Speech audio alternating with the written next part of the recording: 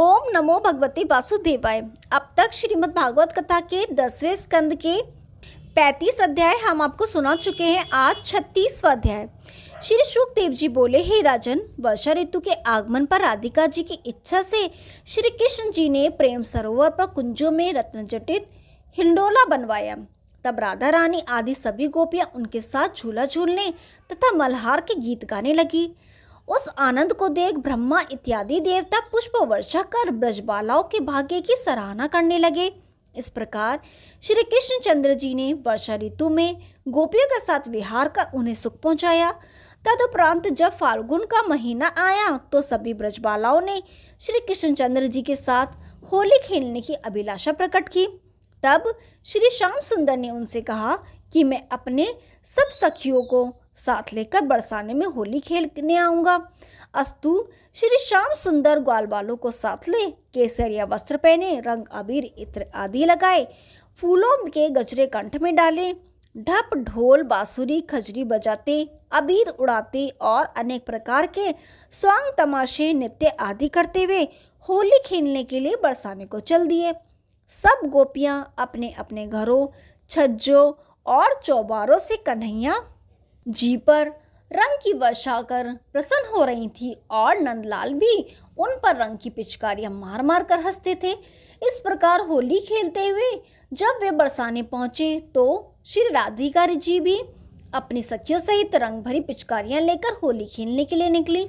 जिस वक्त दोनों ओर पिचकारियां चलने लगी और अबीर गुलाल उड़ने लगा, तब श्री राधा रानी ने अपनी सखियों से कहा, हे सखियों, आज कृष्णचंद्र जी को पकड़कर इनसे चीरहरण का बदला लेना चाहिए। यह सुनकर एक सखी श्री श्याम सुंदर को धोखे से पकड़ लाई। जब सब गोपियां उन्हें चारों ओर से घेरकर खड़ी हो गईं और इस प्रकार कहने लगी, हे चितचोर, तुमने हमारे वस्त्रों की चोरी करके हमें बड़ा दुख पहुंचाया था, सो आज हम तुमसे अपना बदला चुकाए बिना नहीं मानेंगे। इतना कहकर एक सखी ने उनका पीताम्बर खींच लिया और दूसरी ने आंखों में काजल लगाकर बिछे पहनाए तथा उनके मस्तक पर बिंदी लगाकर सिंदूर की मांग भरकर उन्हें स्त्री रूप बना दिया।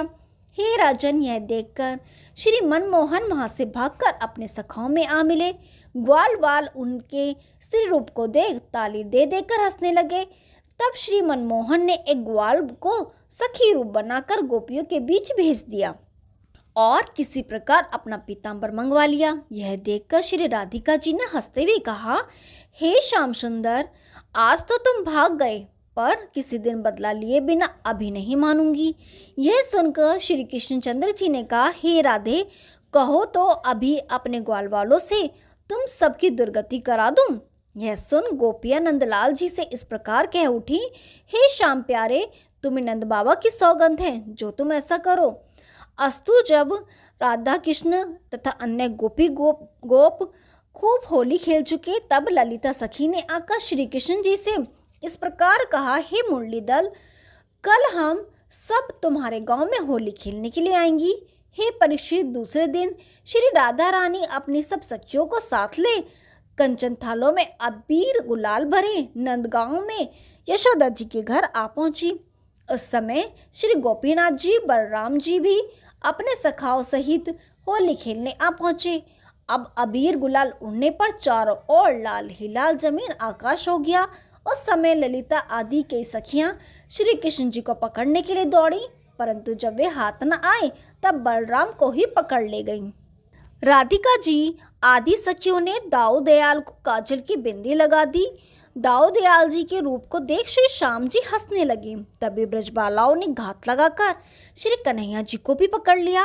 उस समय चंद्रावली सखी ने उन्हें सुनाकर इस प्रकार कहा, हे प्यारे, आज चीरहरण के बदले तुम्हें नंगा करके बिना नहीं मानूंगी। तभी ललिता सखी ने श्री श्याम सुंदर जी की मुरली छीन ली और उसे बजाने लगी। एक सखी ने आगे बढ़कर श्री मुरलीधर को रंग अबीर से नहलाकर आंखों में काजल और माथे पर बिंदी लगा दी। दूसरी ने उन्हें लहंगा पहना दिया। तीसरी सखी ने मोतियों से मांग भर दी। इस प्रकार उन्हें पूर्णतः स्त्री रूप बनाकर राधा के पास बिठा दिया। उस समय श्री राधा रानी ने उनके गालों पर बड़े प्रेम से इत्र तथा अबीर लगाकर मुख चूम लिया। तदुपरांत सखियों ने राधा कृष्ण के आपस में गांठ बांध दी तथा प्रसन्नता से भरकर इस प्रकार कहने लगी कि यह उगल जोड़ी चिरंजीव बनी रहे। कुछ देर बाद श्री यशोदा जी ने ललिता को बुलाकर यह कहा कि भोजन का समय हो रहा है, सबको भीतर बुला ला। अस्तु जब ललिता आदि सखियां भोजन करने के लिए भीतर घर में गईं, उस वक्त श्री कन्हैया जी छूटकर अपने साथियों के बीच आ पहुंचे। तब सब गोप ग्वाल उन्हें उसी स्त्री रूप में नंद यशोदा के पास ले पहुंचे। उस वक्त नंद बाबा उनको रूप को देख बहुत खुश हो उनको गोद में बैठाकर पूछने लगे, हे लाल, तेरा यह स्वरूप किसने बनाया है? श्री कृष्ण जी ने कहा, हे बाबा, ललिता आदि गोपियों ने मेरा ऐसा रूप बना दिया है। यशोदा जी ने राधा आदि सभी ब्रजरांगनाओं को भोजन करा, पान इलायची खिलाए तथा राधा को उत्तम भूषण पहना दिए। तब नंद रानी ने उनसे पूछा, हे गोपियों, होली में तुम्हें क्या दूं? गोपियों ने उत्तर दिया, हे नंद रानी, हम तो तुम्हारे मुरली मनोहर को ही लेंगी। यह सुनकर नंद रानी सब लोगों के साथ हंसने लगी। इसके बाद नंद कुमार गोप ग्वालों तथा ब्रजबालाओं को लेकर स्नान करने चले गए। हे परीक्षित, इस प्रकार श्री श्याम सुंदर सब ब्रजवासियों को प्रसन्न करते रहते थे। एक दिन राजा कंस ने वृषासुर नामक एक दैत्य को अपने पास बुलाकर यह कहा, हे वृषासुर, हम तुम्हें सब दैत्यों से अधिक शक्तिशाली और अपना परम मित्र समझते हैं। यदि तुम यशोदा के पुत्र कृष्ण को मार डालो तो हम तुम्हारे बहुत आभारी हों। यह सुनकर वृषासुर कंस को विश्वास दिला पर्वत के समान ऊंचे बैन का रूप बना, बादल की भांति गरजता हुआ सायंकाल के समय नंदगांव में जा पहुंचा।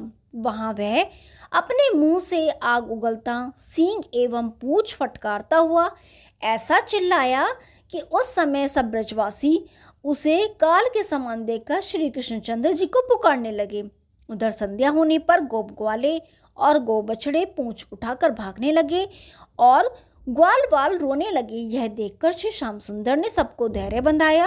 फिर वृषासुर के सम्मुख पहुंचकर इस प्रकार कहने लगे, अरे कपटी दैत्य, तू ग्वालों और गायों को क्यों डराता है? मेरे सामने आ, मैंने तुझ जैसे न जाने कितने राक्षसों को मारा है। यह सुनकर उस दैत्य ने जैसे ही कृष्ण जी की ओर झपट कर उन्हें अपने सींगों पर उठाना चाहा, वैसे ही श्री मुरली मनोहर ने सींग पकड़कर उसे 18 कदम पीछे ढकेल दिया। वह जब आगे बढ़ा तब तब श्री नंदनंदन ने उसे पीछे हटा दिया। इस प्रकार कुछ देर में जब वह थक गया तब श्री कृष्णचंद्र जी ने उसे पृथ्वी पर दे मारा। तत्पश्चात श्री कृष्णचंद्र जी ने उसके सींग एवं पैरों को पकड़कर इस प्रकार अमेठा जैसे कोई गीले कपड़ों को निचोड़ता है। उस समय उस दैत्य के मुख तथा नाक से रक्त बहने लगा और कुछ देर में ही उसके प्राणांत हो गया। उस समय देवता श्री मुरली मनोहर के ऊपर पुष्पों की वर्षा करने लगे और सभी ब्रजवासी उनकी प्रार्थना करते हुए इस प्रकार कहने लगे, हे कृष्ण प्यारे, हम तो इस दैत्य को बैल समझ रहे थे, हमें क्या पता था कि यह दुष्ट राक्षस है। इसे मारकर तुमने सभी ब्रजवासियों का बड़ा उपकार किया है। हे परीक्षित, वृषासुर की मृत्यु हो जाने पर राधिका जी ने श्री कृष्णचंद्र जी से इस प्रकार कहा, हे मनमोहन, इसके मारने से तुम्हें पाप लगा है, इसलिए तुम पहले सब तीर्थों की यात्रा कराओ, तदुपरांत किसी को स्पर्श करना। यह सुनकर श्री श्याम सुंदर ने कहा, हे राधे, मैं सब तीर्थों को यहीं बुलाए लेता हूँ। यह कहकर श्री कृष्णचंद्र जी ने गोवर्धन पर्वत पर 2 कुंड तैयार किए और अपनी इच्छा से पुष्कर, नर्मदा, गोदावरी आदि समस्त तीर्थों को वहीं पर बुला लिया। वे सब उन कुंडों को अपने जल से भरकर चले गए। तब श्री कृष्णचंद्र जी उन कुंडों में स्नान करके पवित्र हुए। वे दोनों कुंड राधा कुंड और कृष्ण कुंड के नाम से प्रसिद्ध हुए। श्री सुखदेव जी ने कहा, हे परीक्षित, वृषासुर की मृत्यु का समाचार सुन कंस को अधिक भय बढ़ गया कि इस बालक के हाथों ही मेरी मृत्यु दिखती है। तब एक दिन नारद जी कंस के पास गए तो कंस ने उन्हें बड़े आदर सत्कार से बैठाया। उस समय नारद जी ने कंस से कहा, हे राजन, क्या तुम जानते हो कि वृषासुर आदि दैत्य को जिसने मारा है, देवकी की जिस कन्या को तुमने पटक कर मारने का यत्न किया था, वह यशोदा के गर्भ से उत्पन्न हुई थी। देवकी के गर्भ से तो कृष्ण का जन्म हुआ था, जिसे वसुदेव रात ही रात नंद के घर पहुंचा आए थे और बदले में उस कन्या को ले आए थे। बलराम जी भी वसुदेव के ही पुत्र हैं। उन्हें योग माया ने देवकी के गर्भ से निकालकर रोहिणी के घर में पहुंचा दिया था। हे कंस, जब देवकी के गर्भ से पहले पुत्र ने जन्म लिया था, तभी हमने तुमसे यह कहा था कि प्रत्येक संतान से चैतन्य रहना, परंतु तुम असावधान ही बने रहे, क्योंकि भाग्य का लिखा किसी प्रकार नहीं मिटता है। नारद जी के ऐसे वचन सुनकर कंस थर थर कांपने लगा। अरे वसुदेव, तुम बड़े ठग हो। तुमने पहला पुत्र मुझे देकर बाद में मुझसे कपट किया, इसलिए आज मैं तुम दोनों को जान से मार दूंगा। ऐसा कहकर जब कंस ने वसुदेव देवकी को मारने के लिए तलवार उठाई, उस समय नारद जी ने उसका हाथ पकड़कर इस प्रकार कहा, हे राजन, तुम्हें जिससे अपने प्राणों का भय है उसे मारने का उपाय करना चाहिए। यह सुनकर कंस ने वसुदेव देवकी को तो जान से नहीं मारा, पर बंदी गृह में डाल दिया। तदुपरांत जब नारद जी चले गए, तब कंस ने केशी नामक दैत्य को बुलाकर इस प्रकार कहा, हे केशी, तू मेरा सच्चे मित्र है, इसलिए तू ब्रज में जाकर कृष्ण और बलराम को मारा। मैं तेरा यह उपकार कभी नहीं भूलूंगा। कंस के ऐसे वचन सुनकर केशी दैत्य नंदगांव को चला। इधर कंस के चारुण, मुष्टक आदि बड़े बड़े दैत्यों को बुलाकर यह कहा कि हम श्याम बलराम को या किसी बहाने से बुलवाए लेते हैं, सो तुम उन्हें मार डालना। तदुपरांत कंस ने अपने मंत्रियों से कहा कि तुम लोग भी कोई ऐसा उपाय करो जिससे कृष्ण बलराम मारे जाएं। उस समय मंत्रियों ने यह उत्तर दिया कि हे महाराज, हमारी राय है कि आप एक उत्तम रंगभूमि बनवाइए तथा धनुष्य के बहाने राम श्याम को यहाँ बुलवा लीजिए। उस समय कोई मल अथवा कोवल या पीड़ हाथी उन्हें मार डालेगा। कंस को मंत्रियों की यह सहमति पसंद आई। तब उसने कार्तिक शुक्ला नवमी को धनुष्य का मुहूर्त ठहराकर एक अति उत्तम रंगशाला बनवाई तथा सेवकों को यह आज्ञा दी कि तुम रंगभूमि में पहलवानों के लड़ने के लिए अखाड़ा बनवाओ और वहीं हमारे लिए एक इतना ऊंचा मंचान तैयार करो जहां कोई ना पहुंच सके। फिर पहली ड्योढ़ी पर महादेव जी का धनुष रखवाकर नगर में यह ढिंडोरा पिटवा दो कि अमुक दिन रंगेश्वर शिव जी के मंदिर में धनुष की पूजा होगी, सो सब लोग उसमें भाग लें। जिस समय रामकृष्ण आवे उस समय हमारे शूरवीर उन दोनों से यह कहें कि तुम लोग धनुष पर चढ़ाए बिना भीतर न जाने पाओगे। तब वे अपने अहंकार में भरकर धनुष उठाने को बढ़े। उसी समय सब मिलकर उन्हें मार देना, उसे मैं मुंह मांगा इनाम दूंगा। दूसरे द्वार पर 10,000 हाथियों का बल रखने वाले कोवलिया पीड़ हाथी को खड़ा कर दिया जाए, ताकि यदि वे पहली ड्योढ़ी जीत आवे तो दूसरी ड्योढ़ी पर कुवलिया पीड़ हाथी उन्हें मार डाले। तीसरी ड्योढ़ी पर रंगभूमि के स्थान पर अनेक शूरवीर अस्त्र लिए सावधान बैठे रहे, ताकि यदि वे भीतर आ पहुंचे तो सब लोग उन्हें मार डाले। हे राजन, ऐसा प्रबंध करने की कहकर कंस अपनी सभा में आ बैठा और यह विचार किया कि कृष्ण को बुलाने के लिए अक्रूर को भेजा जाए। उसने अक्रूर को बुलाकर कहा, हे अक्रूर, मैं तुम्हें अपना मित्र जानकर यह बात कहता हूँ कि वसुदेव के पुत्र रामकृष्ण से मुझे अपने प्राणों का भय है। इसलिए जिस प्रकार विष्णु भगवान ने वामन स्वरूप धरकर इंद्र की रक्षा की, उसी प्रकार इस समय तुम्हें भी मेरी सहायता करनी चाहिए।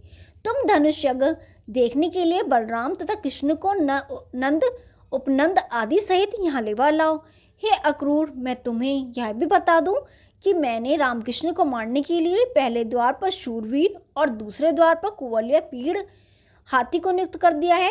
यदि वे इनसे बचकर भीतर आ सके तो मुष्टिक, चारण आदि उन्हें मार डालेंगे। यदि वे फिर भी बच गए तो मैं उन्हें मार डालूंगा। यह करके फिर मैं अपने ससुर जरासंध तथा मानसो दंतवृक आदि मित्रों सहित सुखपूर्वक राज्य करूंगा। तुम नंद से यह भी कह देना कि वे यज्ञ में अपने पुत्रों को साथ लेकर शीघ्र आएं। हे परीक्षित, कंस के ऐसे वचन सुनकर अक्रूर ने उत्तर दिया, हे राजन, यदि आप क्रोध न करें तो मैं आपसे कुछ प्रार्थना करना चाहता हूँ। यह सुनकर कंस बोला, कहो, हम क्रोध नहीं करेंगे। अक्रूर ने कहा, हे राजन, आपने जो आज्ञा दी है वह कार्य तो करूँगा ही, परंतु आपको यह समझा देना आवश्यक समझता हूँ कि जो रावण काल को अपनी बंदी बनाकर कैद में डाले हुए था, वह भी मृत्यु के मुख से न बच सका। मनुष्य सोचता कुछ है, परंतु होता वही है जो श्री जगन्नाथ प्रभु चाहते हैं। अस्तु, मैं आपकी आज्ञानुसार रामकृष्ण को यहाँ ले आऊँगा, परंतु मेरी सम्मति में आपको उनसे कोई खतरा पैदा न हो जाए। आपकी प्रजा आपके साथ नहीं है, अतः आपको प्रजा के दंगे फिसाद का भी कुछ ध्यान रखना चाहिए। ओम नमो भगवते वासुदेवाय। 36वां अध्याय समाप्त हुआ। अब 37वां अध्याय। श्री शुकदेव जी बोले, हे राजन, जिस प्रकार श्री कृष्णचंद्र जी ने केशी तथा व्योमासुर दैत्यों को मारा तथा जिस प्रकार नारद जी ने श्री मनमोहन की स्तुति की, अब वह कथा सुनो। जब कंस ने कृष्ण बलराम को मारने के लिए केशी दैत्य को भेजा, तब वह विशाल घोड़े का स्वरूप बनाकर नंदगांव में जा पहुंचा। वहां जब वह लाल लाल आंखें निकालकर अपनी टोपी से पृथ्वी को खोदने लगा और गोप ग्वालों को लात से मारने लगा, उस समय सभी गोप ग्वालों ने भयभीत हो श्री कृष्ण जी के पास जाकर उस घोड़े का हाल सुनाया। श्री कृष्ण जी ने उन्हें धैर्य बंधाते हुए कहा कि मैं अभी उसे देखता हूँ। इतना कहकर श्री श्याम सुंदर केशी के पास जाकर इस प्रकार कहने लगे, हे कपटी राक्षस, तू मुझे मारने आया है, तो यदि तुझ में कुछ शक्ति हो तो मुझसे लड़, मैं तेरा पराक्रम देखूं। यह सुनकर केशी अत्यंत क्रोधित हो उनकी ओर झपटा। तब श्री श्याम सुंदर ने आगे के दोनों पांव पकड़कर उसे इस प्रकार फेंका कि वह 200 पग की दूरी पर जा गिरा और कुछ देर तक मूर्छित रहा। चैतन्य होने पर भी वह फिर श्री मुरली मनोहर की ओर झपटा, तो श्री श्याम सुंदर ने अपने हाथ को लोहे के समान कठोर बनाकर उसके मुंह में इस प्रकार डाल दिया जिस प्रकार सर्प बिल में घुस जाता है। केशी द्वारा बहुत काटने पर भी उनके हाथ में कोई घाव नहीं हुआ। तदुपरांत श्री कृष्ण जी ने अपना हाथ इतना मोटा किया कि उसके मुंह में वह हाथ फंस गया। उस समय केशी अपने मन में यह सोचने लगा कि जिस प्रकार मछली बंशी को निगलने में लाभ में अपने प्राण देती है, उसी प्रकार आज इस बालक का हाथ मुख में लेने के कारण मेरी मृत्यु निश्चित दिखाई देती है। उसने श्री नंदनंदन के हाथ को अपने मुख से निकालना चाहा, परंतु वह निकाल ना सका। तब वह चिल्लाता हुआ पृथ्वी पर गिर पड़ा और उसके प्राण निकल गए। तब उस दैत्य का प्रकट हुआ। उसके मर जाने पर देवताओं ने प्रसन्न होकर श्री कृष्णचंद्र जी के ऊपर पुष्पों की वर्षा की। उस समय सभी ब्रजवासी श्री श्याम सुंदर से इस प्रकार कहने लगे कि हे प्रभु, आज आपने हमारे प्राणों की रक्षा की है, अन्यथा यह सब हमें मार डालते। नंद और यशोदा ने श्री कृष्णचंद्र जी को गोद में उठाकर बार बार उनका मुख चूमा। श्री शुकदेव जी ने कहा, हे परीक्षित, श्री कृष्णचंद्र जी केशी को मारने के उपरांत वहां से कुछ दूर कदम के नीचे जाकर खड़े हो गए। उसी समय नारद जी वहां पहुंचकर श्री श्याम सुंदर की इस प्रकार स्तुति करने लगे, हे त्रिलोकीनाथ, आपने केशी राक्षस को मारकर श्रेष्ठ कार्य किया है। हे ज्योति स्वरूप, मुझे चारुण, मुस्टिक, शूल, तोषल आदि बल एवं राजकंस और उनके दंतवृक आदि मित्र मरे ही दिखाई देते हैं। हे प्रभु, आप जरासंध, शिशुपाल आदि अधर्मी राजाओं को मारकर महाभारत में 18 अक्षौहिणी सेना का संहार कराएंगे। हे भगवान, आप समुद्र के बीच द्वारिकापुरी बसाकर पांडवों को इस लोक तथा परलोक का सुख प्रदान करेंगे। हे दीनबंधो, आप काल, यवन तथा भौमासुर आदि को मारकर 16,100 कन्याओं को, जिन्हें उसने बंदी बना रखा है, मुक्त कराएंगे। हे दुष्ट दलन, आप शिशुपाल को जीतकर रुक्मणी का विवाह अपने साथ करेंगे। हे नाथ, आज तीसरे दिन मैं आपके हाथ से मथुरा के राजा कंस को मरा हुआ देखूंगा। आप इंद्रलोक से पारिजात का वृक्ष लाकर सत्यभामा के घर में स्थापित करेंगे। आप ही राजा नरक को गिरगिट की योनि में मुक्ति दिलाएंगे। सैन्यमतक मणि लाने के समय आप जाम्बान की पुत्री जामवंती के साथ विवाह करेंगे। हे जगदीश्वर, इस समय कंस के घोर अधर्म के कारण पृथ्वी पर हाहाकार मचा हुआ है। अतः आप कृपा करके पृथ्वी का भार शीघ्रता से उतारिए। आप पृथ्वी तथा धर्म की रक्षा एवं अधर्मी राजाओं तथा दैत्यों का संहार करने के लिए सगुण अवतार लेकर प्रकट हुए हैं। हे महाप्रभु, आपको मेरा कोटि कोटि नमस्कार है। हे परीक्षित, नारद मुनि श्री मुरली मनोहर की स्तुति करने के उपरांत ब्रह्मलोक को चले गए। तब श्री कृष्णचंद्र जी श्रीवन में अपने सखा मंडल के बीच बैठ स्वयं तो राजा बने तथा किसी को मंत्री किसी को सेनापति बनाकर खेलने लगे। हे परीक्षित, उधर राजा कंस ने अपने मित्र व्योमासुर को बुलाकर इस प्रकार कहा, हे बंधु, मैंने राम श्याम को मारने के लिए अभी तक अनेक दैत्य भेजे, परंतु उन्होंने सबको मार डाला। अतः अब तुम जाकर मेरा कार्य सिद्ध करो। यह सुनकर व्योमासुर कंस को धीर बंधा ग्वाल रूप धर जिस स्थान पर श्री कृष्णचंद्र जी अपने सखाओं सहित खेल रहे थे वहां जा पहुंचा और श्री कृष्णचंद्र जी से इस प्रकार कहने लगा कि मैं भी आपके साथ खेलना चाहता हूँ। उस समय श्री श्याम सुंदर ने उसे उत्तर दिया कि तुम जो खेलना चाहो हम वही खेलें। वह बोला, हम तो चोर सिपाही का खेल खेलेंगे। जिस प्रकार चोर अपनी पीठ पर गाड़ी को उठाकर भागता है, उसी प्रकार एक बालक दूसरे बालक को अपनी पीठ पर चढ़ाकर भागे। तब श्री कृष्णचंद्र जी ने इसे स्वीकार कर खेलने लगे। तो वह राक्षस बहुत से लड़कों को अपनी पीठ पर चढ़ाकर पर्वत की एक अंतरा में बंद कराया। इसी प्रकार उसने सब बालक चुरा लिए। जब श्री कृष्ण अकेले रह गए उस समय वह उन्हें ललकारता हुआ इस प्रकार बोला, अरे कृष्ण, आज मैं तुझे मारकर राजा कंस को प्रसन्न कर और निर्भय करूंगा। ऐसा कहकर जब व्योमासुर अपने वास्तविक रूप में आकर श्री मुरली मनोहर को मारने के लिए झपटा, तभी उन्होंने उसे गला दबाकर लात तथा मुक्कों से मार डाला। फिर कंदरा में जाकर सब ग्वाल वालों को भी निकाल लाए और वहां ग्वालों के बीच बैठकर भोजन थाली पर भोजन किया। संध्या के समय वे सबके साथ मुरली बजाते हुए घर वापस लौट आए। उस रात को यशोदा जी ने स्वप्न देखा था कि श्री कृष्ण बलराम नंदगांव में नहीं है। अतः जब तक श्री श्याम सुंदर वन में रहे यशोदा जी दिन भर सोच में पड़ी रहीं। ओम नमो भगवते वासुदेवाय। 37वां अध्याय समाप्त हुआ। कल 38वां अध्याय शुरू करेंगे। तब तक के लिए नमस्कार।